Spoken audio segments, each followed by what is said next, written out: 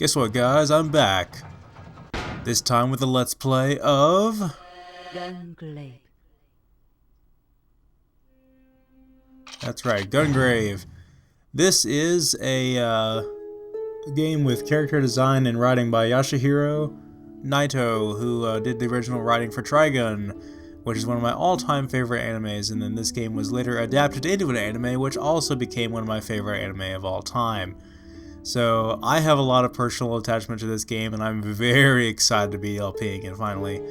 I went ahead and test played it 3 times before deciding to do this run, so I think I'm pretty prepared, and I think I have pretty extensive knowledge of the game, and I'm going to be showing it completely uncut with all the cutscenes and everything left in. I'm probably not going to make a single edit to this Let's Play if I can help it, because the loading screens are brief, and all that other stuff. I'm going to be probably referencing the story and the anime many times throughout this Let's Play as well. I really like the setting for this game too. Like, it's much different than what they decided to go for with the setting in the anime, but that's understandable considering that this setting really wouldn't fit with the tone of the story they were telling in the anime.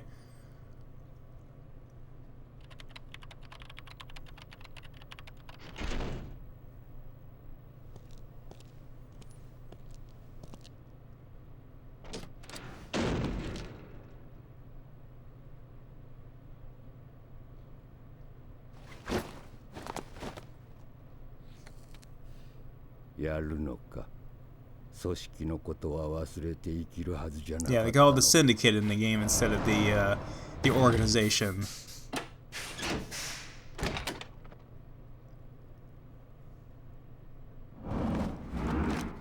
Certainly a lot better than those little things we used to carry back when we were alive. These are the Cerberus guns. Now we've all cowboyed up with our coffin here, it's time to go kick some ass. This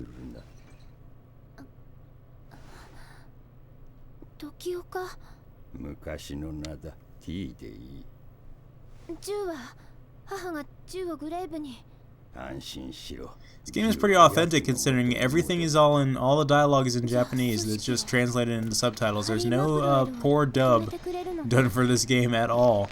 A game like this would never be released in America nowadays, with what a cult audience it would have here in the States.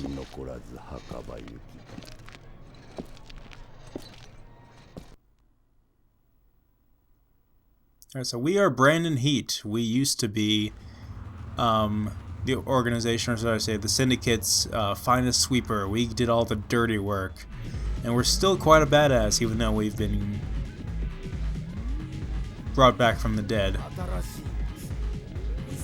In fact, we're probably more badass than ever, and we walk like a zombie, unfortunately.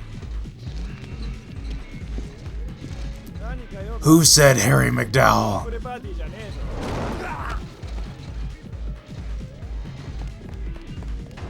So we just walk into a nightclub filled with Syndicate members, and we proceed to gun down every last one of them. Alright, so this is the game, ladies and gentlemen.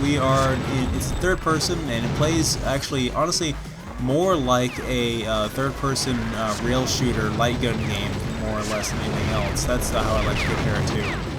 The controls are pretty funny. We walk in an awkward way, and we can't manually control the camera. There's actually no camera controls whatsoever. This is early in the PS2 era when they were just coming off of the PS1 era before they realized, hey, we could actually have good camera control in these third-person shooter games, which means that our worst enemy in this game, unfortunately, is the camera.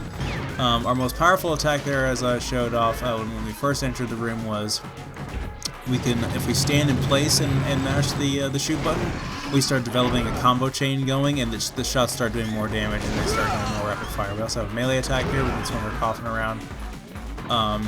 When you walk and shoot at the same time, you walk very slowly, but there is a sort of a sprint you can do by pushing the analog stick forward, kind of how we're used to sprinting nowadays in our modern first-person shooters. You can also dodge with the X button, and you can shoot while you're dodging, and that actually releases a very quick burst of bullets as well. We have a limited ammo, and we just kick all kinds of ass. These bigger guys here, there's usually a big type of enemy in every enemy encounter in every level, and we can usually kill those guys with one of those shoot dodge maneuvers, kind of like Max Payne does. This was Max Payne before Max Payne, really, because it's probably this game I think was made in Japan before Max Payne was made. Well, maybe I take that back. I'm not sure, but again, to me, the game controls more like think of it as a light gun rail shooter in it, and treat it as such. That's to me what it seems to be more familiar with. You memorize where all the enemies are. You can lock on them with the L1 button as well and get them down quickly.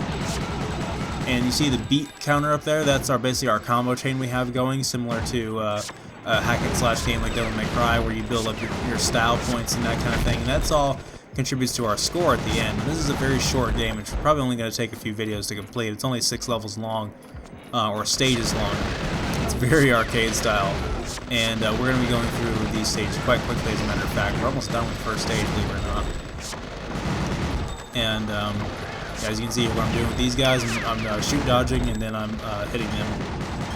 And that's enough concentrated. That deals a great amount of damage. It may seem kind of cheap to do that repeatedly over and over again, but I think it works pretty well.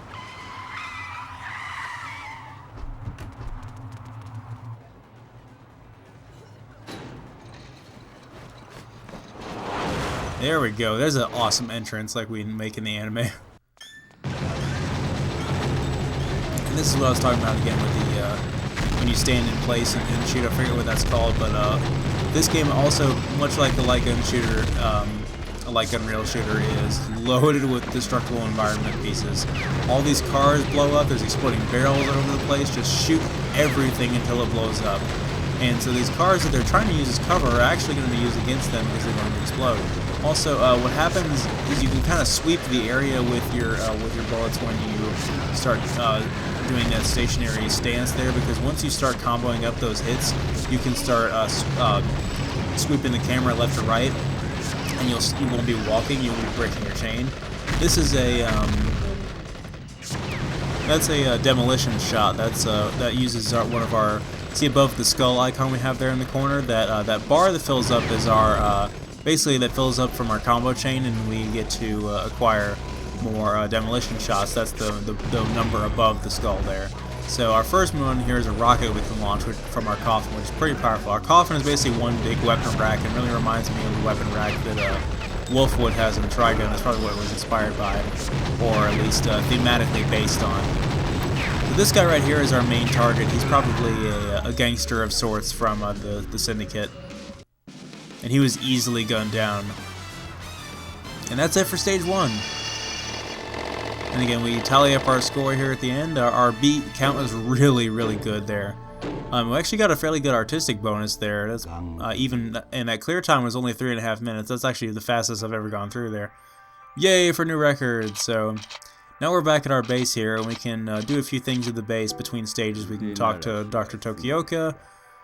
We can talk to Mika as well. We get some extra dialogue, some more story progression, and more information about the world and the setting and all that. We don't really get nearly as much backstory as the anime gives, but I guess that's the difference in the two mediums. The game is more about the action, and the anime is more about the backstory and the character development, because we don't get half the backstory and character development that we get in the anime. But then again, there's really very few action scenes in the anime when it boils down to it, so that if you want more action, just play the game. If you want more story, just watch the show. And I like both. I'm a fan of this game now that I've gotten a chance to play it more, and I will always have a great appreciation for the anime as well. So we can save now, and we can move on to the next stage. That's basically all of our options we have there. I like the little loading screens there, the like little manga excerpts almost.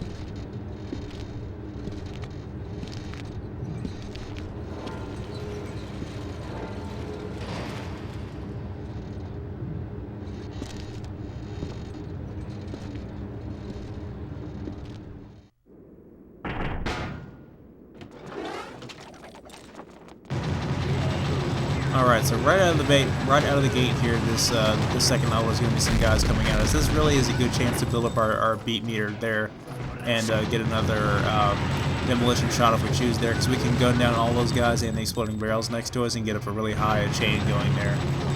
I'm trying to show off a little bit of the sprint shooting I was talking about earlier, where you can kind of walk forward and shoot a little bit. You can walk forward a little bit faster and still shoot at the same time and pushing forward on the analog stick. But it's one of the most underutilized moves you can do in the game, because there's very few levels where the enemies are really weak enough to get away with this. So I highly do not recommend it. Oh, if I didn't say so earlier, when you actually sprint, you sprint with the circle button, and you can't shoot while you're doing it. See, I'm doing it right now. You can't shoot while you're doing that, but you need to in order to move fast enough to not only get out of enemy fire, but also to, I'm going to use my demolition shot here, and then I'm going to swap over to the new demolition shot we unlocked. Wow, the rocket actually killed them by knocking them down before it actually blew up. That's pretty lame there. But yeah, much like I said, like a rail shooter, when enemies come onto the screen, you can just kind of sit tight and use the burst mode, is what that's actually called, and gun them all down while they're in place there. And like I said, you don't have to worry about the fact that they're all around you, because you can kind of sweep your shots across them once you start getting up that combo going there. And this enemy types, these bigger guys have rockets now starting in this level, and these rockets are actually really dangerous. They can knock us back and cause us to go into a stun animation, which is really bad. And they can just overall do a lot of damage to us. We have a health meter on the top there, it's the red, and we have a shield meter, much like the post-Halo shooter games that have shields like that, even though this is only a year after Halo. And I doubt that's what the inspiration was actually from. This game is Japanese. But who knows? There is no way to replenish your health. Once you lose health, you're stuck with it. Actually, there is one way, but I'll go over that a little bit later. There's nothing you can pick up in the environment that will regenerate your health. Yeah, when we press start there, we can select a new demolition shot at any point in time. So I selected the new one we unlocked here. I'll demonstrate it here in a second. One thing I will say that's a technical flaw about this game is the slowdowns there. We get a lot of frame rate drops sometimes in the bigger encounters. There we go. There's the bullet dance. That's pretty freaking powerful, and it hits enemies all around us as opposed to just hitting the enemy directly in front of us like a rocket does. These guys right here with the girders, they're dedicated melee fighters with girders, and they can deal a lot of damage to us. They're probably the most dangerous enemy we've fought so far. That one hit there took off half my shield, and another hit would have gotten into my health there. So these guys want to finish them off as soon as possible, probably even sooner than the rocket guys if they're coming at you that quickly. And don't try to out-melee them too, because chances are they'll take more than one hit, and so they'll get a hit in on you too once you're trying to finish them off. So it's best to just do a backwards shoot dodge and hit them with just shoot them while you're doing, you know what I'm talking about, the shoot dodge. I'm just going to refer to it as such from now on. Like I was saying earlier, you start to memorize where enemies are after a while. I mean, that's true with a lot of games, but especially in this game, it feels like it doesn't get repetitive. The game really does not get repetitive, even though, well, it does get repetitive actually, but it doesn't stop being so damn fun. It's a very fun game, even though you memorize all the encounters, you memorize what all the scripted encounters are, when all the enemies spawn, where they spawn, and all that stuff. You memorize all of it. But that's part of being good at a rail shooter like that, is memorizing all the encounters and knowing what to do when it happens again, so you can do it better and try to beat your high score. You know, that's what an arcade-style game is like.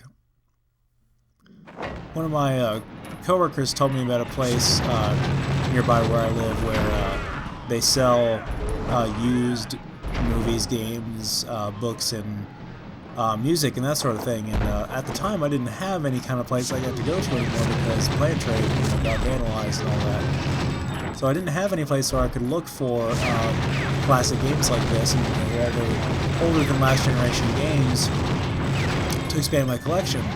So when she told me about this place, I went down there, looking just to see what I could find, and I hit the jackpot. Let me tell you, I found this game, I found 2 other PS2 games out of my collection, and a ton of strategy guides as well. It seems like the Sony consoles are some of my favorite to collect for too, like the PS1, the PS2, and the PSP mainly are some of my favorite systems to collect for. And Gungrave and Sequel are PS2 exclusives, so if anybody's wondering, if anybody wants to play these games. I know a lot of people ask me about Zoid's Battle Legends after I recorded that, how they can actually get their hands on it and actually play it. And that is a GameCube exclusive. And it's part of actually a trilogy of Zoid's games that are all GameCube exclusive. That one being the only one that was released in America. Also, if anybody knows about more Gungrave games that were only released in Japan, then let me know, because I would love to play them.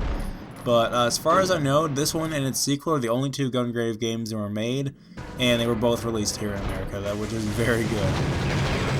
So, there's quite a drastic shift in the enemies we're fighting now. We're not fighting these armored mercenaries anymore. We're fighting what looks like scientists who are now armed with guns. You can jump in that room right there, actually, but there's nothing really in there. There's no collectibles to pick up in the environment or anything like that. In fact, there's really not much to the environment in this game at all. You don't really interact with them as much. They're just there for aesthetics, really. There's destructible things, but that's really about it. You don't pick up anything in the environment. There's no secrets or anything like that, as far as I know. But that's okay. It's just supposed to look stylish, and again, that's just part of a rail shooter. Is just the environments have to look pretty for the sake of the stages. So I just used the bullet dance there, and that shattered all these pods right here with the orgmen in them, which are going to be we're going to fight later on. Yeah. The Syndicate in their spare time, with all their power and money and research and all that other crap, in the process of taking over the city, discovered how not only to bring people back from the dead as sort of like sentient zombies, but also to figure out how to make them super powerful. And that's basically the Orgmen. Sorry if it sounds like my voice changes at any point during this commentary, but I am having to pause the commentary to clear my throat and take a drink before I lose my voice, because I'm still suffering from that cough I've had for a while now, which is why there hasn't been any Transformers videos in a while. But I'm going to get back on track with that as fast as I can here.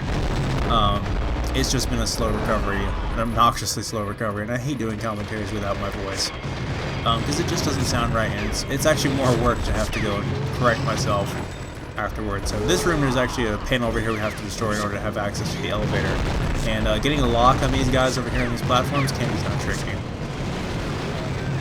But yeah, and that actually is something that happens in the anime. Brandon, he goes to the facility where they make the Orgmen and just utterly decimates the whole place. And yeah, so it doesn't really look like this though, and it happens at a completely different point in the story. But whatever. I forgive any and all inconsistencies between the anime and the original game, because they took liberties where it was necessary. Holy crap! We just like launched them into the wall. And so it ends stage 2 in this video. Hope you guys will join me for more. This is a bizarre game for me to be playing, but it seems to be going very well so far. Wow, we got a really good artistic bonus that time too.